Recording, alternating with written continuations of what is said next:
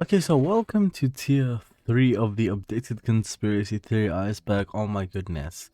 Man, I am so hyped about this. Every single episode that I end up just recording and working on somehow manages to get even more exciting. Like there's some as the way conspiracy theory icebergs usually work is that usually, the first few levels are just entry level stuff, but the more you go in depth, oh my god. Like I was just looking over them, and I've been on this side of the internet like for a while, I guess my whole life now. And there is literally, I've never ever heard of these things in my entire life, where literally I've never heard of them, and I'm just like, yo, what is this, man? And it's gonna take a lot of investigation, a lot of researching. A lot of this thing is gonna have to happen. Yeah, it's honestly, it's super exciting. I can't wait to record more tiers. Currently we're on tier 3. This has a few really unique sort of theories in this. It's pretty fun, it's pretty chill, but when we get a bit more in depth, oh my god, it's getting more and more crazy basically. So one thing that I did want to talk about is just so if I do make some sort of mistakes in this sort of video, where say if of course a lot of people are definitely more intelligent than me in certain aspects and they know about certain things way better than I do, I am gonna need to make a sort of corrections video. So in a video where I give more information basically about certain topics. So one topic that was really crazy that I found was, whilst I was researching the video of John Lennon died, right? John Lennon, the conspiracy theory of him, I couldn't find any theories apart from the one that Stephen King killed John Lennon. And I was doing researching for the celebrities that fake their death, and I don't even know how this is related. Somehow this is, but John Lennon came up somehow, and because John Lennon was there, yeah, I then started looking into that, and this is some like weird archived post about this from like 2000 and like I forgot what it was, like 2005 or something, and it was just a weird archive post or something about John Lennon and how people think Stephen King was like responsible for his death, and I actually gave information about it. So just these sort of things keep on happening, and it's really weird. So whilst I'm doing researches, I literally don't see any of this, and then whilst I'm sort of like completely unrelated topics, it's still coming back up. So I use like sort of incognito mode and a computer wide VPN, so it's weird. Like it's honestly weird what is happening for a few of these things. Weird things are happening, man. But anyway, let's get into this. This is gonna be super fun. Yeah, it's tier 3 of the updated conspiracy theory iceberg, and also this is available on Spotify and on TikTok now. So oh no, not on TikTok, but it's available on Spotify and YouTube.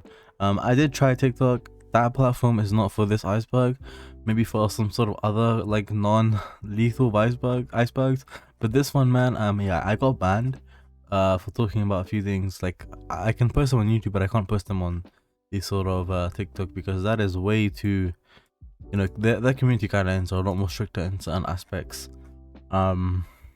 Yeah, basically that's about it. But anyways, let's just get right into it. It's gonna be fun. Black triangles refers to the Black Illuminati. I'm joking, it doesn't. Black triangles refers to secret anti-gravity space planes. Yes, the Black Triangle is the name for certain types of advanced aerospace craft. So basically alien jets. So as far as I know, there are about 10 kinds of sort of special black triangle planes. They're all just different versions of each other, but the basis is that these are like secret military planes that are run on a sort of technology that is not commonly available or publicly known to exist. So all of these planes contain some sort of gravity defying feature. So basically that means that they can do things. So the reason way we travel the way we do is that when you have a plane, we basically shoot fuel from the back and we go forward, but then we have air resistance, which means that gravity is like affecting us, so which means that we have to like kind of go up and then go straight and then go down, right? Because of the way that gravity works, and we can't just sort of like something won't stay in motion unless it's in like a vacuum, and sadly we're not in a vacuum. But these sort of gravity defying features, it basically turns something that has gravity affecting on it it makes it not have gravity effect. So it's like dropping something and it just staying there, basically, just this sort of thing. So I talked about these sort of things in like my last two sort of conspiracy theory iceberg videos, and the entry was called Area 51. And these sort of planes are said to be tested at Area 51. So if anyone didn't watch that video, simply in the 1990s, a person called Bob Lazar, or Robert Lazar, however you say it, who is a physicist, is said to have worked at a place in Area 51 called Area S4. So this area is said to have contained alien craft which doesn't obey the laws of physics as we know them. And in this place, scientists were trying to reverse engineer this alien aircraft. So basically, Bob Lazar in the 1990s talked about this plane and said that it ran off an element that was not known at the time. So at the time, the element, so it was called element 115. So this element was only found in 2003, years after he had talked about them, by Russian scientists and was named Moscovium. So this sort of element didn't really exist at the time publicly, and no one really knew about it, but then he was talking about it years before anyone ever knew. So, you know, yeah, crazy stuff.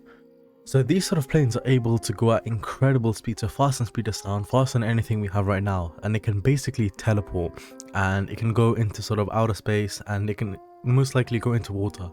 So I think it was November 2014 or 2012, a US Army general called David Fravor saw a sort of black triangle plane, just a version of these, and it basically had features of this plane. So whilst they were tracking the aircraft, so he was in like a fighter jet, and whilst they were tracking the aircraft, it managed to drop from 80,000 feet to just above the sea level in less than a second, which is basically impossible for any sort of aircraft unless, you know, it has gravity manipulation. So, and these sort of planes have been said to be like used in different occasions, but so it goes more in depth in thinking that the US military possess these black triangle planes, and it's one of the reasons why the US has won sort of things that they shouldn't have won.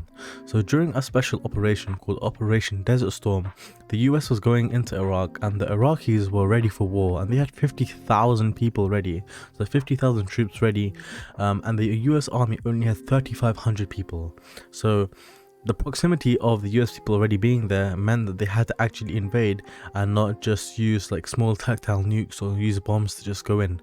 So whilst this was happening, so a large sort of disc-shaped craft, so basically the black triangle planes, was in front of the Iraqi troops, and it basically had a high intensity beam of light, so basically like a laser emitting out of it, and like a small while later, where the troops stood with their equipment, only dark charcoal-like spots remained on the desert floors. So basically, the US is said to have had this technology for a long time, probably before like 1990 as well. And I'm gonna make a whole video just regarding this. This is such an interesting topic. That's why I'm only briefly discussing it here. But it asks the question: where did these sort of alien craft come from? How do they work? Sort of what is the situation like regarding this? And like a big theory is that we found them whilst digging.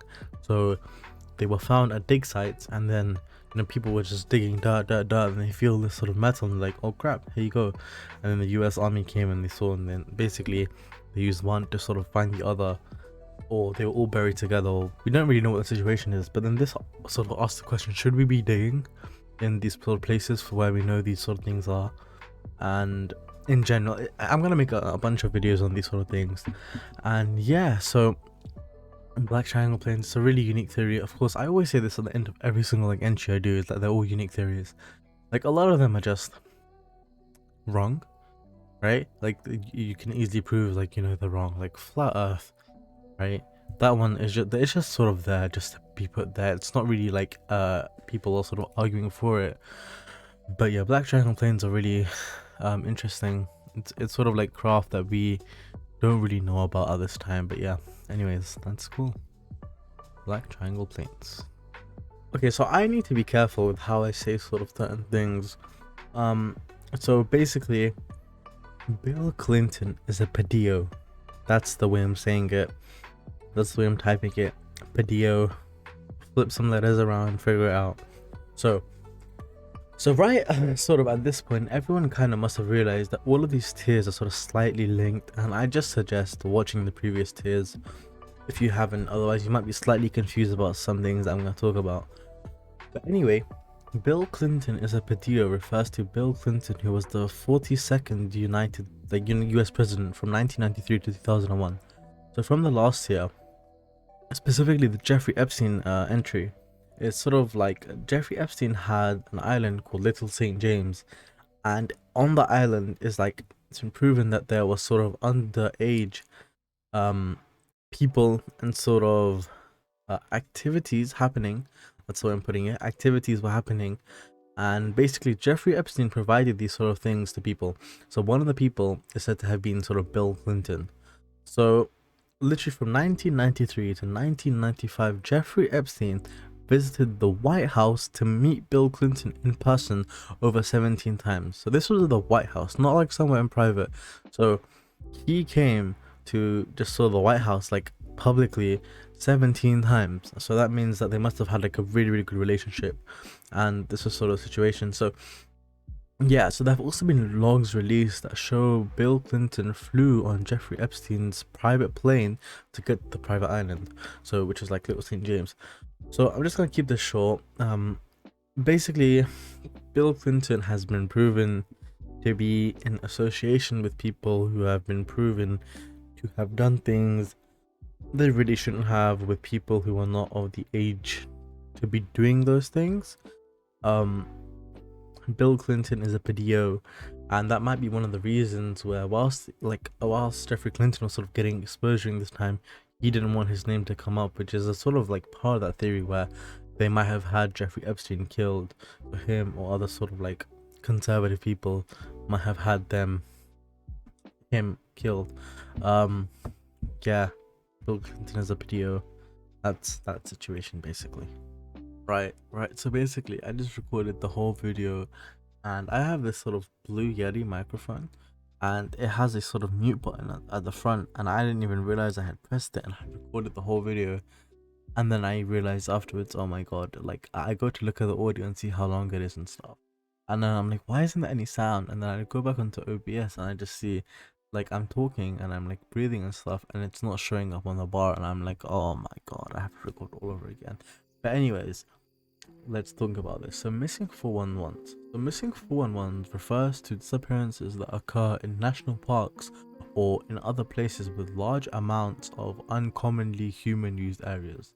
So these are sort of your national parks and your places, your forests, and your sort of places where humans don't commonly go to, or where they like commonly inhabit. So usually when a large number of similar sort of disappearances happen, they usually get assigned the work of a serial killer. So it's usually like a serial killer has a sort of MO that they follow, or certain like way that they follow, so people just assume that it's the work of a serial killer.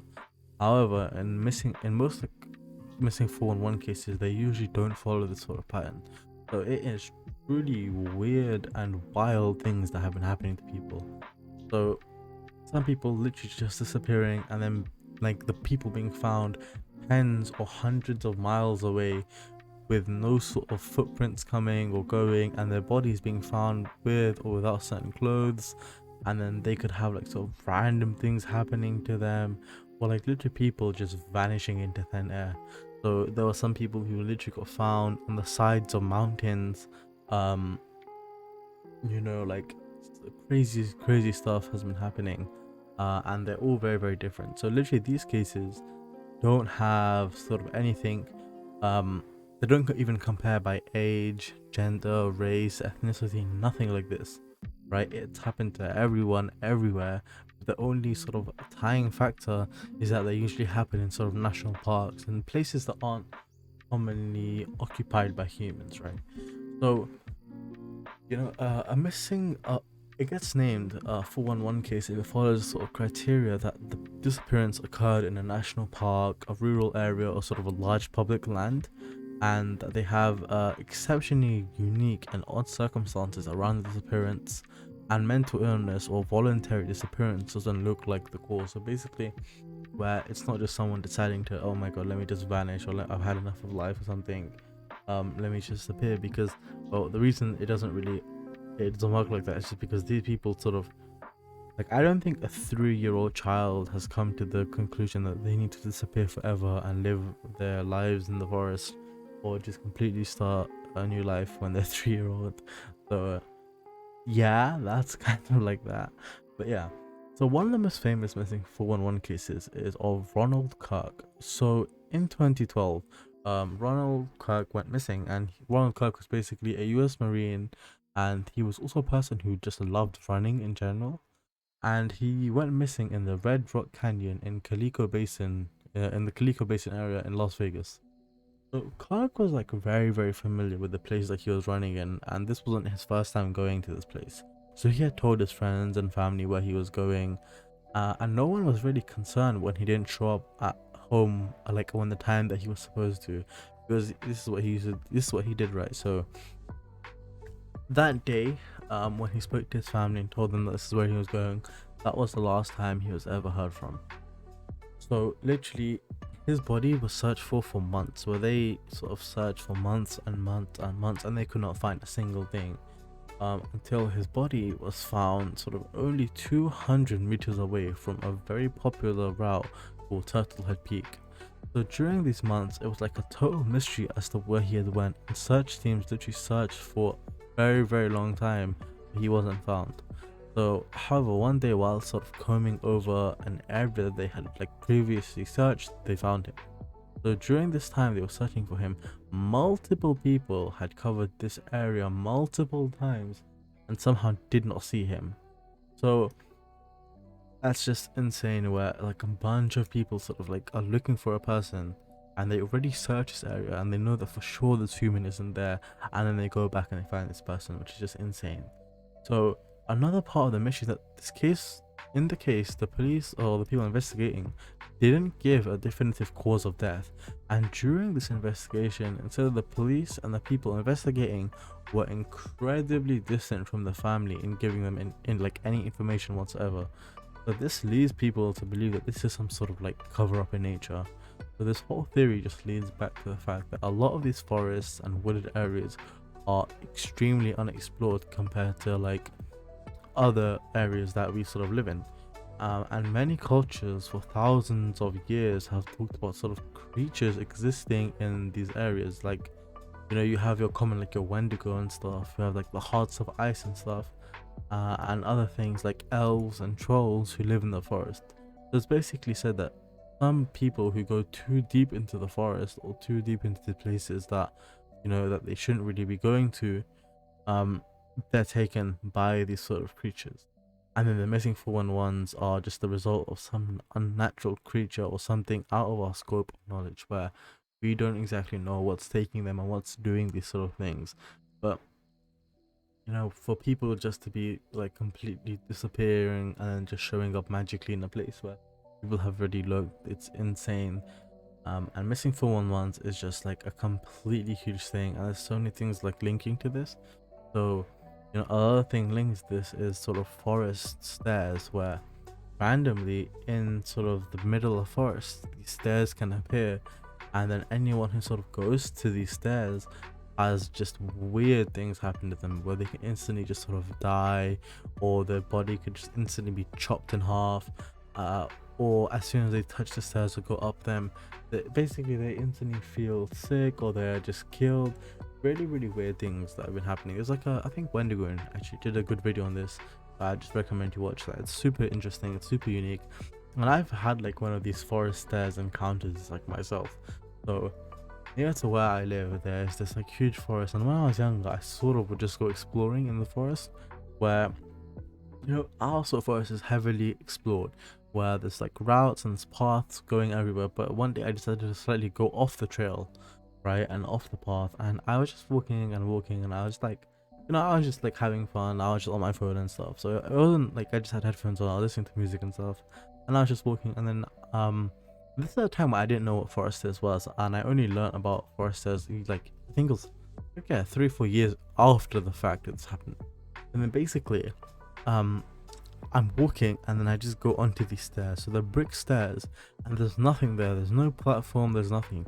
These are stairs in a place where there should not be stairs. Like, why the hell are there stairs in the middle of a forest? Like, why is there stairs? And I was just like confused. At the time I didn't really think much of it. And I was like, yo, wait, let me should I go up?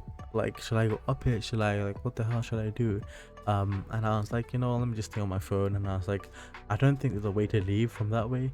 And then that sort of happened. And then after I saw the foresters videos, I kind of went back to the same area and I tried to find these stairs and I could not find them for the life of me. I literally looked for hours and I asked people, like, do you know where the stairs are? So people who are sort of commonly walk this route and have been through the area, like cleaning people as well. So people who sort of um it's like a community effort. So people sort of get together and they cut down sort of some trees that sort of go onto the side, onto the roads and stuff. So I was genuinely confused. And magical stairs, it's weird, but I didn't really think too much of it. I think it might have just been where there might have been a building there in the past or something, and those stairs sort of just got left there for some reason, and then sort of they were just covered up by moss. So when I went there, they were incredibly like 30 stairs where they had a bunch of like greenery and shrubbery already all on them. So it wasn't really like, it kind of blended in with the nature. But these other forests are like very, very visible. They're very unique. You can tell like these are stairs that sort of belong in a house and not really just in the middle of a forest. So I definitely recommend watching that sort of Mythic 411 and sort of the forest stair video. It's really interesting and unique. But yeah, this was fun. Okay, so I say this about every single damn theory, but this is a unique theory. So, Guy Fawkes. Guy Fawkes was a person born in England in a place called York in 1570. So, 500 years ago, nearly 500 years, 1570. So, Fawkes was born as a Protestant and then later became Catholic. So, if you don't know, Protestant is basically just a type of Christian. So, you have your Protestant, your Catholics, you have other types of Christians. The two main are Protestant and Catholic. But in that time, so during the time, the person like ruling the country, the king, was King James I, and he was Protestant.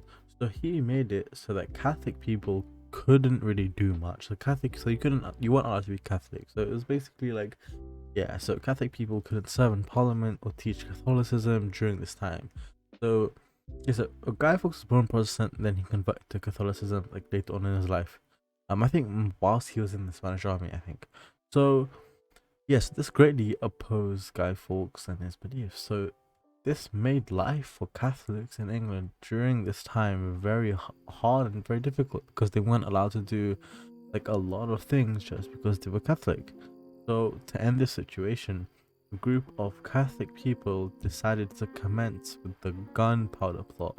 So this plan was masterminded by a person called Robert Catesby, and the plan was to blow up the Westminster Palace, which is basically the House of Lords, where all of the government people come together and they meet and they talk about stuff. So yeah, so basically the plan was to blow up Westminster Palace in 1605 with King James I inside it and a lot of other like Protestant politicians and members of parliament. So Catesby needed someone with an extensive knowledge of explosives to do this plan, and that's where Guy Fawkes came in. So Fawkes had served in the Spanish army and knew a lot about gunpowder and how to make explosives and like how to operate like explosives and stuff. So to do this plan, Catesby brought in a total of 11 other people.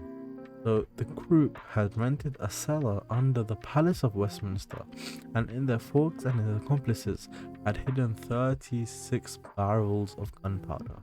So the plan was for them to light it up whilst they were inside, whilst inside of it, killing James I. So what ended up happening was that, one of the members of the group sent a letter to Lord Monteagle, who was a relative of one of the people in the group, and told them to stay away from Palace of Westminster on those days, and that Westminster Palace would suffer a quote-unquote a terrible blow. So once Monteagle read the letter, he sent it to the chief minister of King James I.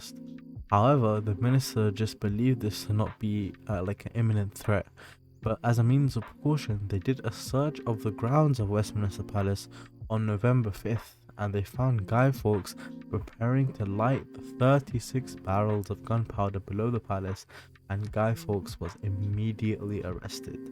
So he was then questioned by the police until he gave up the names of all the other people involved in the plot, and sort of by then, so they were all sort of caught, and a few people did get away, but the rest of the people were sort of hung, drawn, and quartered. So basically, everyone was just killed that was involved. So they managed to, the government managed to figure out who it was, and they caught all the people. And basically, so this is a sort of fact. This did happen.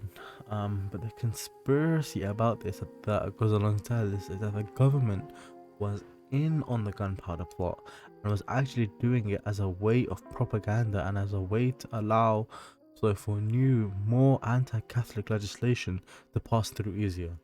So some people think that that's why the minister did not take such a hard stance on a very large attack on the palace, as they were already in on it. Like if someone tells you, yo, we're gonna blow everything up, like we're gonna blow, we have how much, 36 barrels of gunpowder underneath your building, we're killing all of you, and I think they're just gonna be like, yeah, sure, it's fine, kill everyone.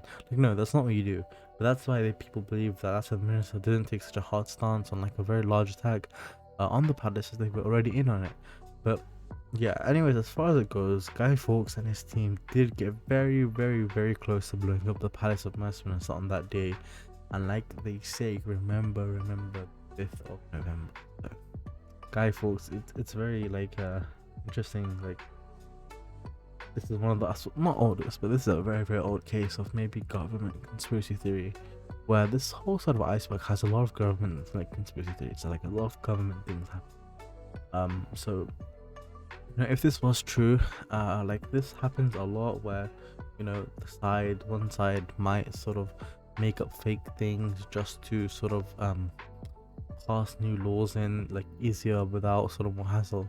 And it would be a good thing for the king at that time to be able to just be like, look, these Catholic people are just bad and this is what they were gonna do, so let's do it. And then literally right after sort of 5th November, I think it was 26th November, new legislation was passed against Catholics, which just made life even worse for them. This is why that's why the government think that they were in on it, or people think the government were in on it. Yeah, it's pretty unique theory. I say that all the time. I need to find a new word apart from new unique. I mean, I know other words, but I don't know why unique is just my favorite word. Yeah. The Kennedy's plane crash. Right, so the Kennedy plane crash refers to the plane crash of John F. Kennedy Jr., who is the son of John F. Kennedy, the president who got assassinated in a motorcade, which I did an entry on this Iceberg on. So anyways, JFK Jr., or I'm just gonna call him Jr., passed away on July 16th, 1999. So Jr. and his wife Carolyn Bassett and his sister-in-law Lauren Bassett were traveling on a small Piper PA-32R, which is just the name of the plane, which is just a sort of 6-seater high-performance plane. So it's a really small plane, not really a private jet. It's one of the old school type of planes, 1999. So it wasn't like a private jet in that sense. So the plane took off from New Jersey's Essex Country Airport and crashed into an island called Martha's Vineyard off the coast of Massachusetts. So the official story is that the NSTB, which is the National Transport Safety Board, concluded that Kennedy fell victim to spatial disorientation, which is just, i.e. the person flying the plane being unable to determine either the speed, attitude, or altitude of a plane, or a sort of combination of all three. So basically, Junior lost control of the plane whilst he was descending over water at night. However, the theory goes that Junior was actually killed by the CIA. So similar to how people believe that JFK, his father, was also killed by the CIA. So one of the reasons of this is that, from his father, he might have known too much information regarding certain things, certain things he didn't want them to get released, because his father died when he was I forgot how old he was. I think he was like 4 or 5 years old. But just because of he knew his father and the people who were surrounded, he might have known things that, they didn't want it to get released. So basically, yeah. And another thing is that it might kind of seem like JFK's sort of crash reports might have been doctored, because they were just easily faked. It was just the fact that he sort of just died on a plane, or the plane was like actually sabotaged in a way that he was supposed to lose control. So basically, yeah, so this could be like a way of putting it's a way of like killing Junior without putting a lot of blame onto anyone, and the press thinking foul play was involved. So another part of this theory, the main part of this theory, is that during this time Jr. was running for senator, and people believe the Clintons were responsible for his death so that they could run unopposed more easily. So yeah, so during this time he was running for sort of senator, and the Clintons, yeah, so they were trying to also run for senate at the same time, and maybe they just thought, this was the best course of action. We need to get rid of him, and that's why people believe that they hold a lot of power and a lot of sway, and yeah, so technically, so people believe that they also do run the government from like behind the scenes, but they've always just had power for a really, really long time. But that's just, yeah, that's another part of the theory. But another theory is that maybe George W. Bush had him murdered.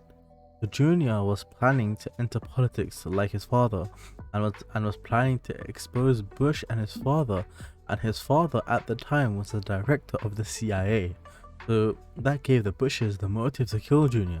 But one reason believed that the plane was sabotaged was that the Kennedy's Piper plane had a black box. So at this time, no other private non-jet aircraft, like I said before, on Earth had one. So this was the only plane in the whole world that wasn't a jet that had a black box. So most jets had black boxes. This is the only one in the world that didn't. However, so Junior had specifically had this thing added because that he knew that they wanted to kill him.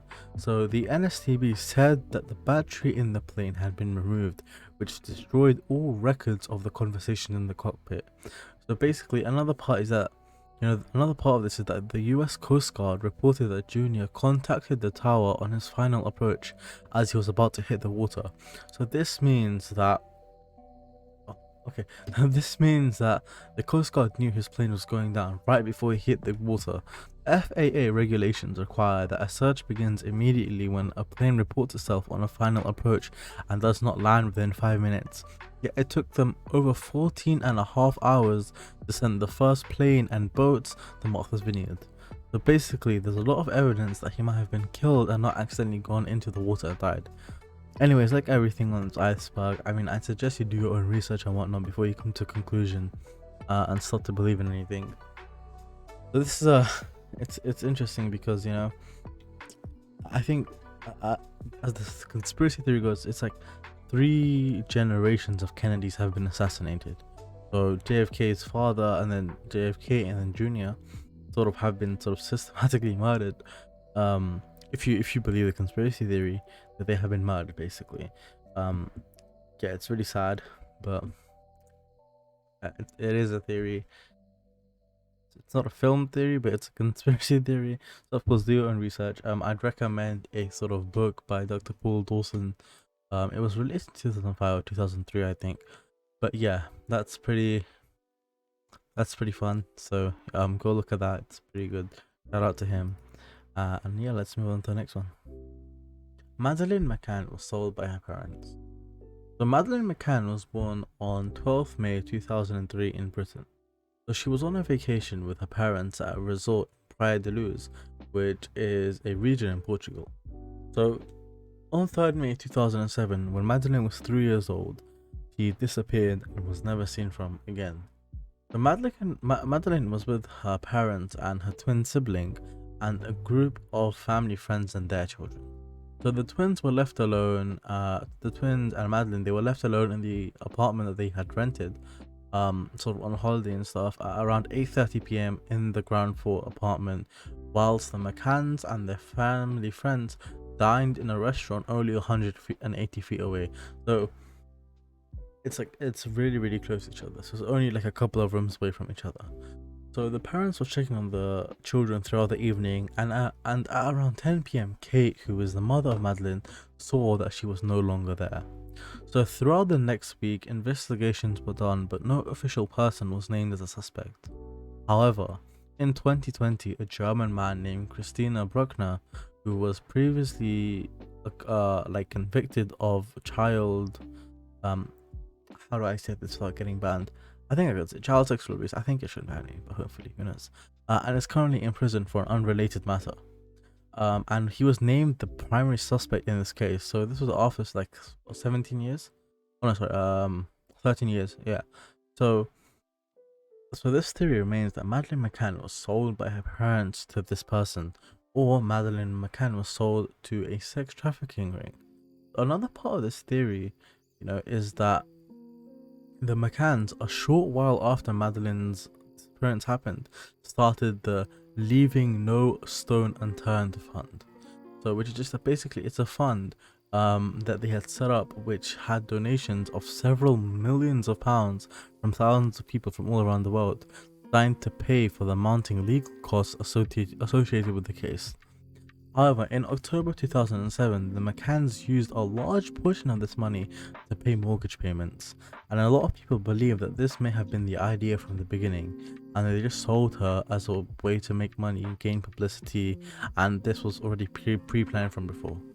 So, I'm just gonna add here, it seems very heartless, like all the parents do this to one of their children, and I can't imagine, anyone doing this, but the truth is, humans are actually capable of sickening things where to one person something sickening, but then to them it's completely not. Like, well, to someone it might just completely be normal.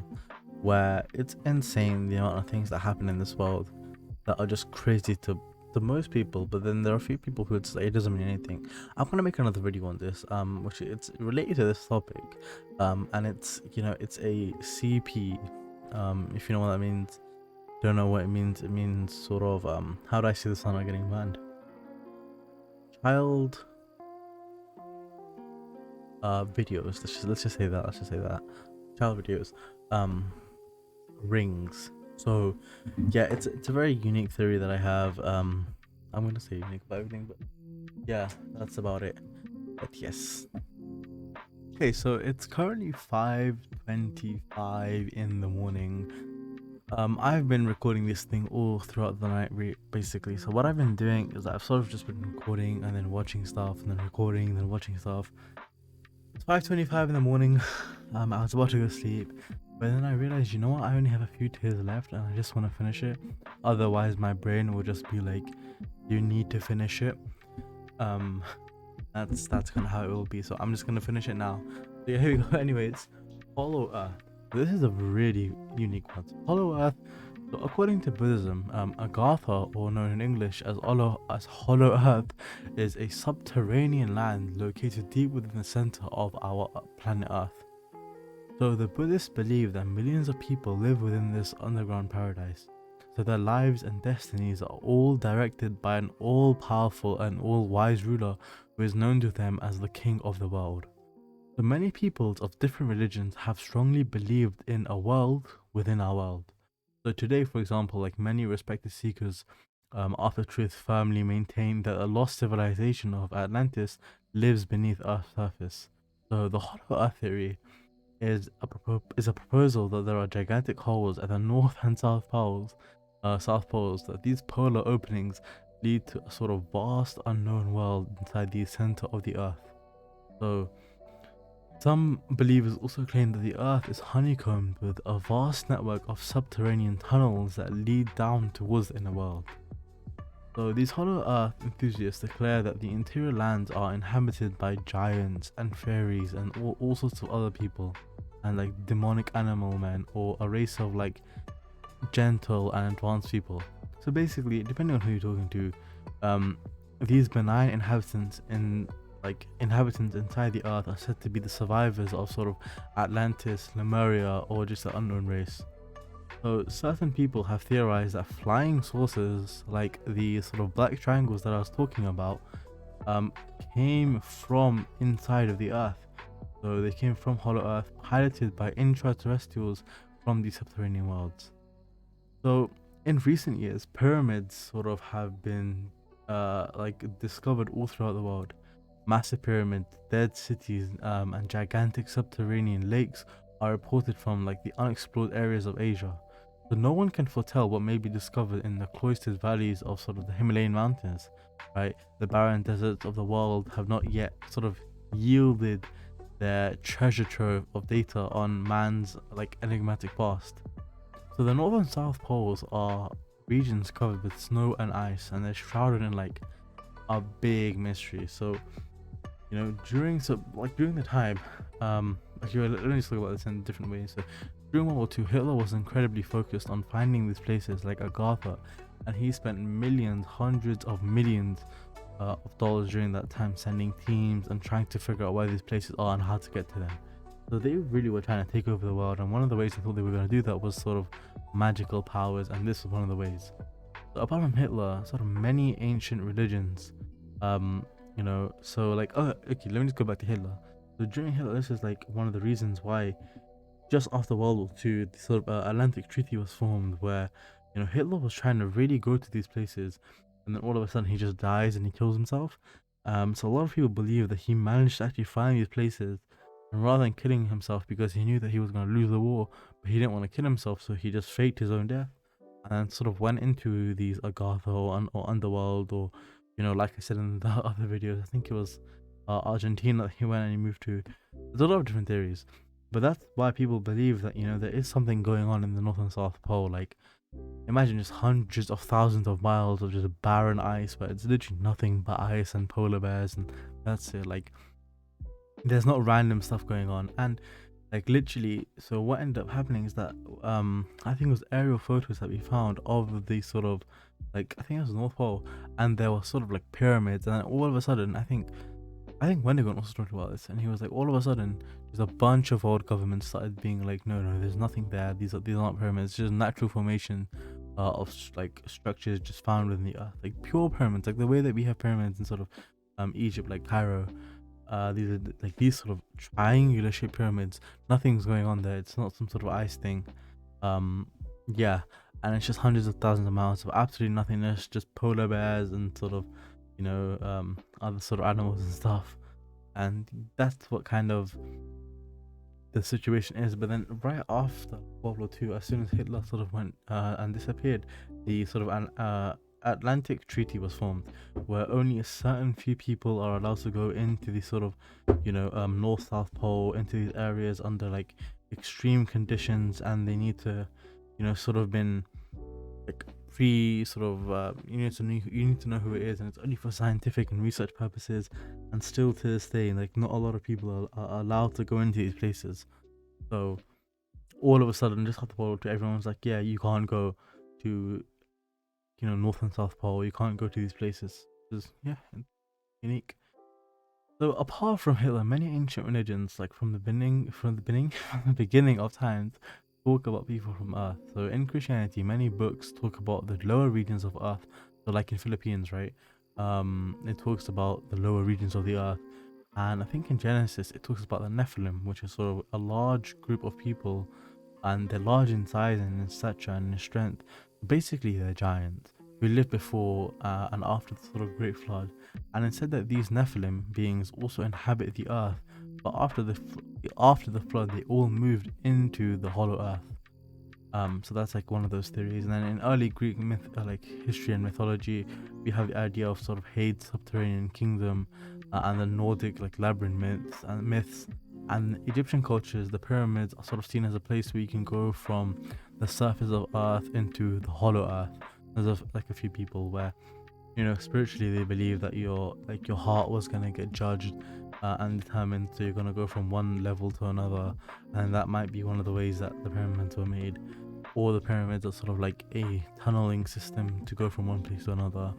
A lot of things. It's like a checkpoint, or like a place to sort of go to. Yeah, it's a big theory. Anyways, so basically, Hollow Earth is just a theory that Earth isn't actually how it's been described to us, where it's just thousands of miles of pure rock, and then its mantle, and then in the middle, which its core is sort of hotter than anything that or not hotter than anything, but it's hotter than 10,000 degrees Fahrenheit, or about like 200 degrees centigrade or Celsius, right? So there could be, yeah. So the theory is like there's a lot more of Earth that we just don't know, and these sort of special beings, and this all sort of relates together, where I was talking about missing 411s and these sort of creatures where when you go into places that aren't inhabited enough, there's this sort of, yeah, these mysteries happen. There's also this photo in America where these sort of cave systems, where the cave system is, that's where the most missing people cases are reported. So I think that's been debunked, but I think there's still a bit of validity to it. So that's pretty cool. Of course, do your own research on every single thing. But yeah, these are really, really cool topics, man. Hollow Earth. Earth is hollow. I think there's other sort of things on this iceberg, like moon, moon hollow or hollow moon theory, and I don't know if I can say this, um, Germans and German people during the time of Hitler on the moon. Basically, that's it. Yeah, that's the sort of thing. It's a very unique theory, but anyways, yeah, that's about it. Okay, so this video is probably already like an hour long, so I'm just gonna keep this one like really short.